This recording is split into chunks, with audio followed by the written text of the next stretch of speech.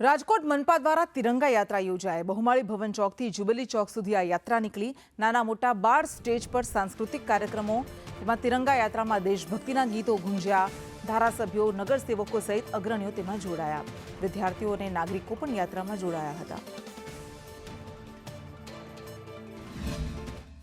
રાજકોટમાં તિરંગા યાત્રાનો પ્રારંભ થયો છે અને આપણી સાથે ગણમાન્ય લોકો છે।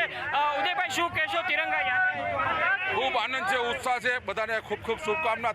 અને તિરંગા યાત્રા આજે રાજકોટમાં ભવ્ય રીતે ઉજવાય છે। સ્વાતંત્ર્ય પર્વની ઉજવણીના ભાગરૂપે લોકોમાં ખૂબ જ રાષ્ટ્રીય પર્વની ઉજવણી માટેનો ઉત્સાહ છે, આનંદ છે અને દેશ માટે કરી છૂટવાની ભાવના દરેક નાગરિકને છે।